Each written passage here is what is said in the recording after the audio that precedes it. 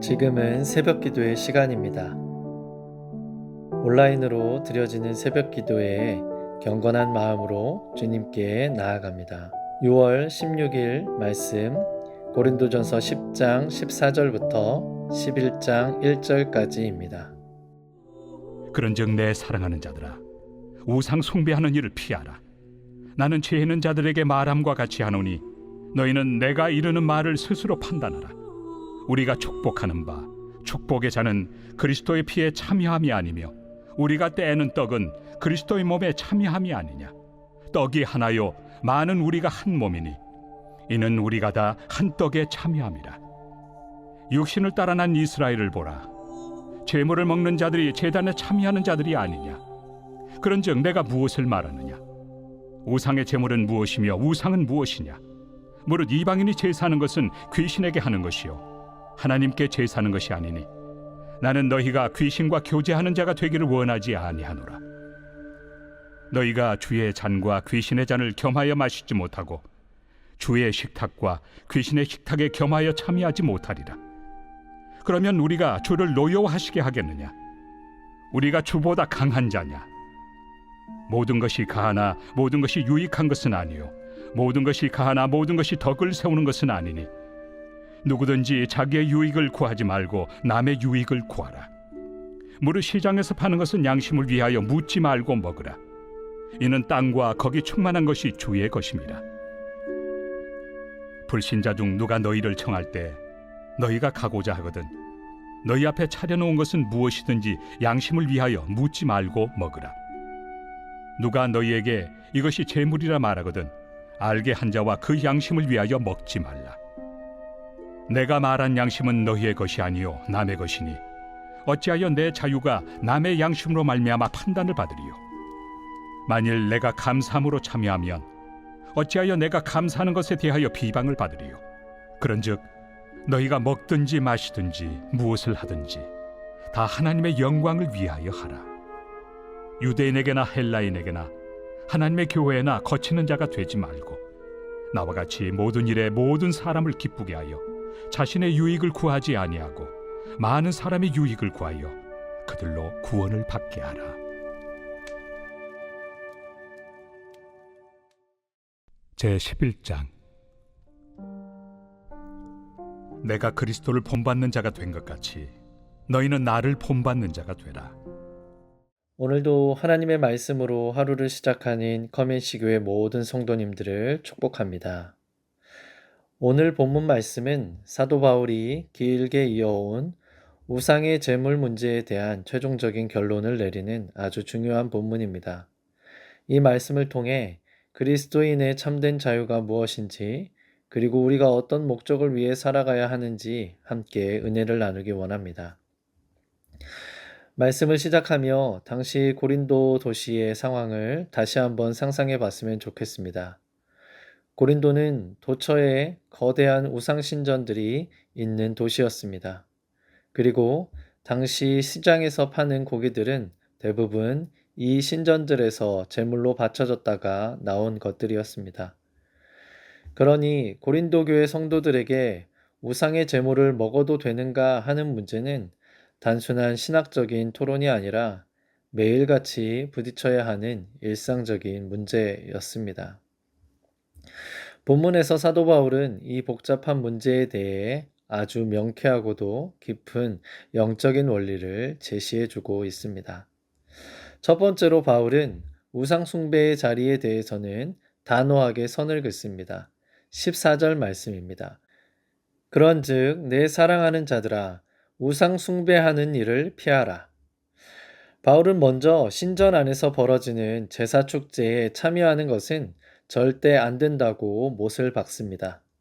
왜냐하면 그것은 단순히 고기를 먹는 문화생활이 아니라 영적으로 귀신과 교제하는 일이기 때문입니다.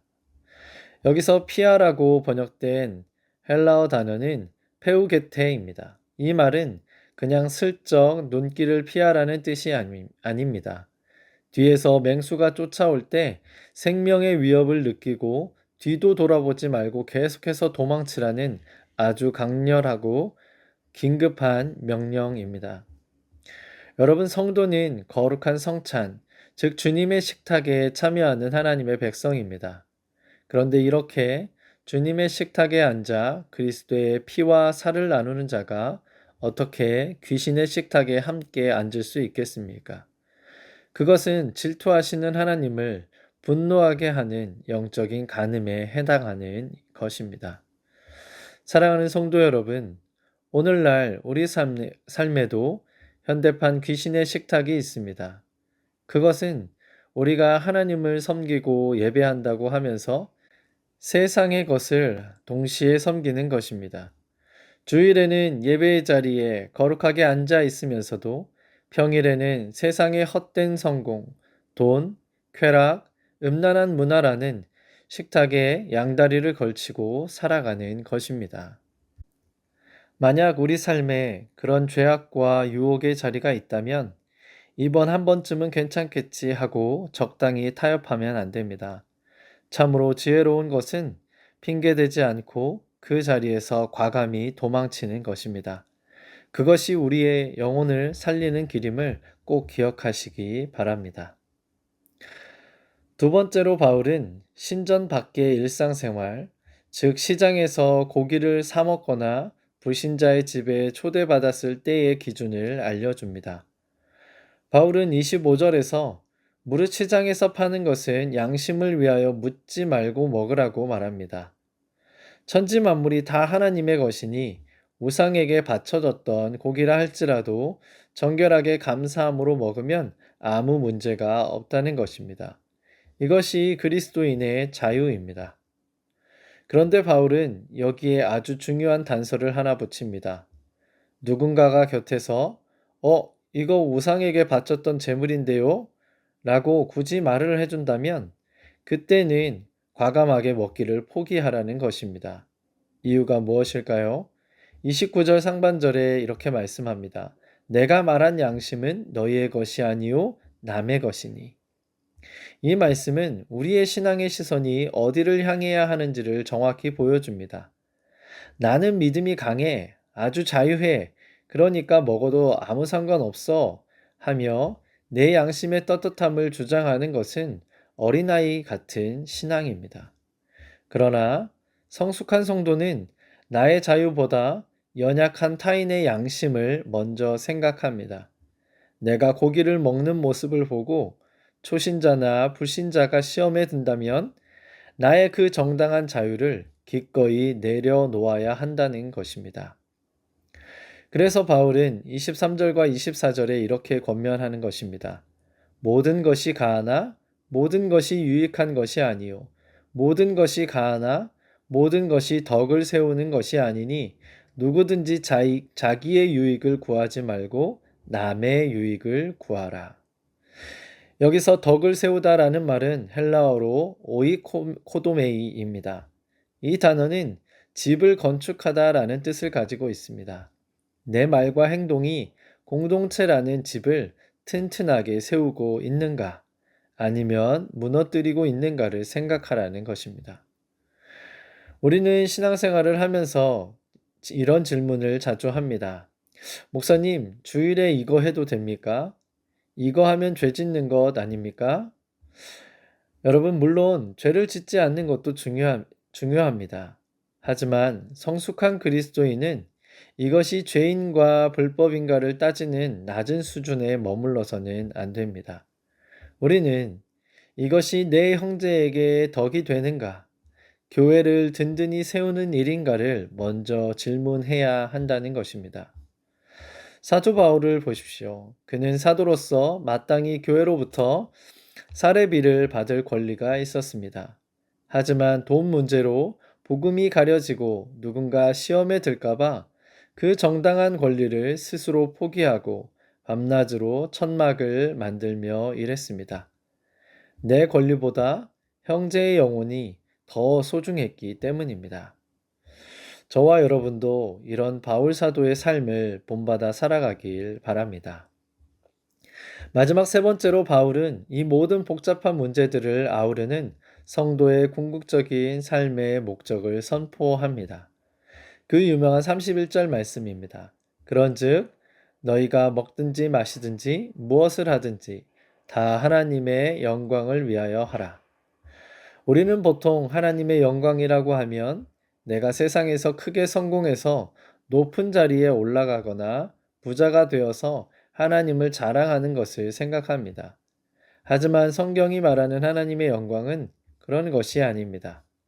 이어지는 33절이 하나님의 영광이 무엇인지 정확하게 다시 말해줍니다.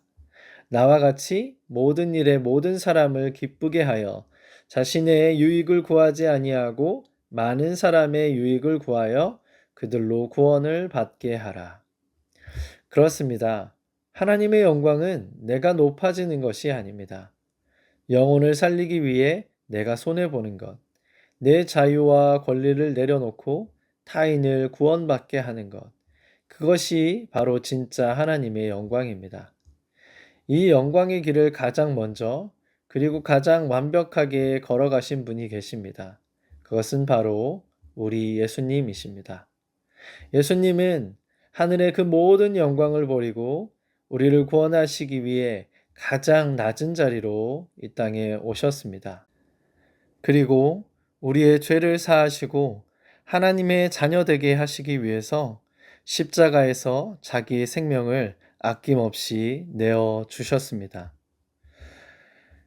그래서 바울은 11장 1절에 이렇게 담대하게 선포하며 말했습니다. 내가 그리스도를 본받는 자가 된 것 같이 너희는 나를 본받는 자가 되라. 바울은 예수님의 이 아름다운 권리 포기를 자신의 삶에 그대로 복제해내며 살았습니다. 그리고 우리에게도 똑같이 살라고 촉구하고 있는 것입니다. 이제 말씀을 맺겠습니다. 사랑하는 성도 여러분, 성도의 진정한 특권과 자유는 내 마음대로 할 수 있는 데 있지 않습니다. 나의 정당한 권리를 주장하며 내 유익을 챙기는 데 있지도 않습니다. 성도의 진짜 자유는 영혼을 구원하고 하나님의 영광을 드러내기 위해 기꺼이 나의 권리를 포기하고 이웃의 연약함을 담당해주는 십자가의 사랑에 있습니다. 여러분, 우리가 거창한 사역을 해야만 하나님께 영광을 돌리는 것이 아닙니다.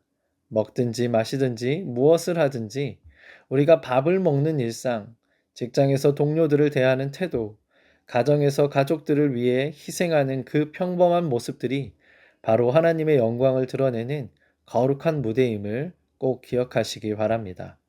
오늘 하루 우리를 위해 하늘의 모든 권리를 포기하시고 십자가를 지신 예수님의 은혜를 깊이 기억하길 바랍니다. 그리고 내 권리를 내세우기보다 먼저 형제의 유익을 구하고 내 곁에 있는 영혼을 살려내는 참된 그리스도인으로 살아가길 바랍니다.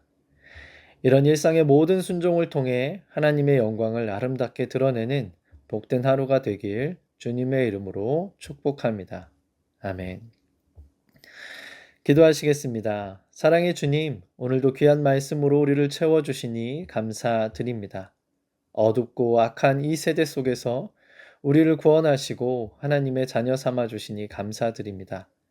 이 구원의 은혜에 늘 감사하며 거룩한 빛의 자녀로 살아가게 하옵소서. 하나님과 세상을 겸하여 섬기려는 모든 어리석음을 내려놓게 하시고 우상 숭배의 일들을 단호히 끊어내게 하옵소서. 주어진 모든 권리와 자유를 내가 아닌 이웃과 교회의 덕을 세우는 일과 복음을 전하고 영혼을 구원하는 일에 사용하게 하옵소서. 오늘도 그렇게 그리스도를 본받아 살아가며 하나님의 영광을 위하여 살아가는 하루 되게 하소서. 이런 우리의 삶에 늘 동행하시며 놀라운 은혜와 사랑을 베풀어 주시는 예수님의 이름으로 기도합니다. 아멘. 오늘도 주신 말씀을 붙잡고 기도하며 나아가겠습니다.